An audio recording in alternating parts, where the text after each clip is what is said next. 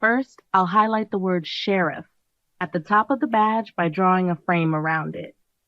Then I'll choose the Identify Font and Replace option from the text tool.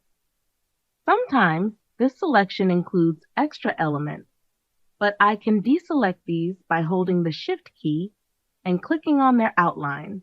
I'll then set the text baseline to a circular arc, which Graphic Tracer will help shape. But I might need to adjust it by dragging until it matches the text baseline. After that, I click Next. For font identification, it's important to ensure each letter's components are grouped together. I'll rearrange the parts so each character, like the first S, is in its own box.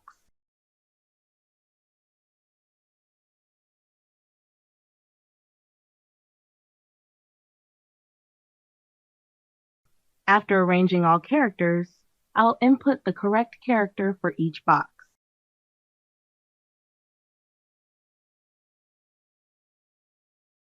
The program usually gets the angle right, but I'll double check the rotation for each character, especially after moving them. I'll adjust the rotation by dragging the top right corner arrow of each box to align the solid baseline at the bottom of each character, ensuring the rotation box angle matches the letter.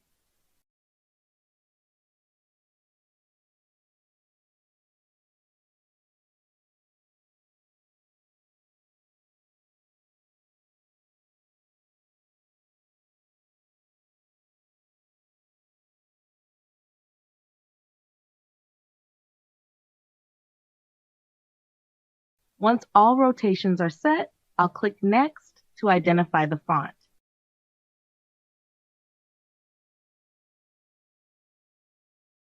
The identified font will overlay on my text, allowing me to check if it's the right typeface. If it's a font I own, I can use it to replace the vectorized text. If not, I have the option to download it from downloadfont.com.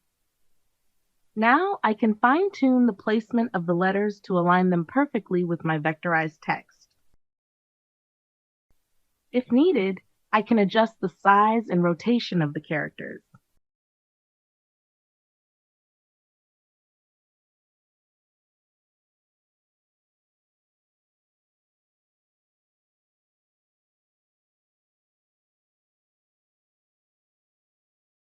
Finally, when everything looks right, I'll click the Replace button and the vectorized text will be flawless.